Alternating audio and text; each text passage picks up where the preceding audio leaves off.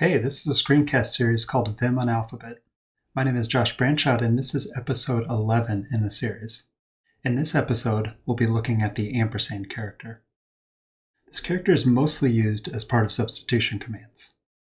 First off, hitting ampersand in normal mode will repeat the previous substitution. It's synonymous with :s.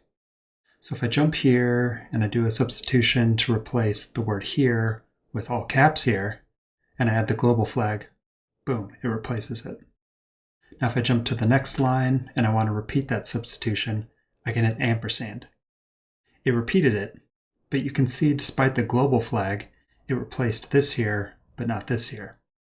That's because this command ignores our flags. If we don't want the substitution flags that we specified to be ignored, we can use the :ampersand command. Let's see how that works if we go here and use the same substitution.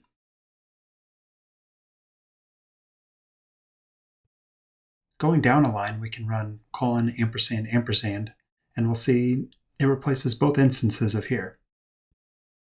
For yet another variation on repeating a substitution, you can use just :ampersand followed by any flags you want to specify. In fact, this is the general case of the previous command, where the second ampersand is a flag representing the flags of the previous substitution.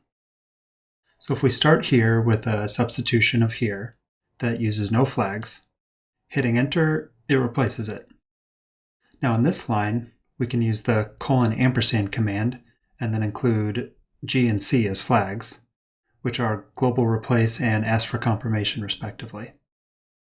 Then it will apply the substitution for all matches on the line, asking us to confirm each one. And here's our last repeat substitution command. This is another normal mode one. If we hit G ampersand, it will repeat the previous substitution for the entire file using the same flags as before. This command is equivalent to these two substitution commands that you see here, but a bit less typing. Imagine if I'm doing a variable name refactoring in a JavaScript file. I go ahead and replace all instances of qty with quantity, like this with the G and C flags.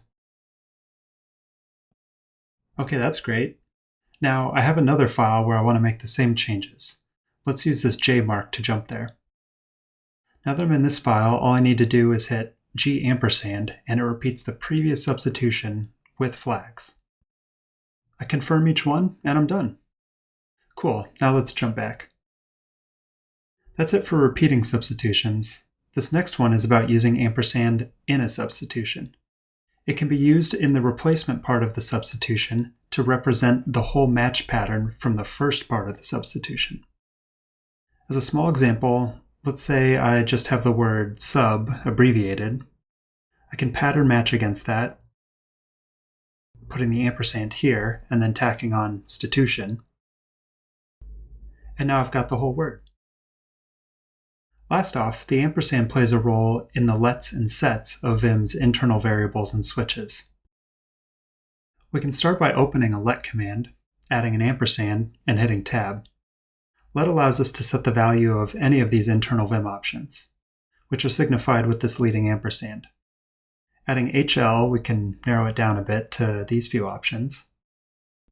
I want to turn on the highlighting of the search pattern, so I'll set HL search to 1. You can see that highlighting has been turned on now, with our previous search pattern sub highlighted in blue everywhere. This brings us to the set command. If we append the ampersand to the name of an option, set will restore whatever the default value is. For example, the default value of HL search is 0, so running this, I'll turn the highlighting back off. You can see more about configuring options in the help files. That's it for this episode. As always, check the help files for more details. In the next episode, we'll take a look at the star character.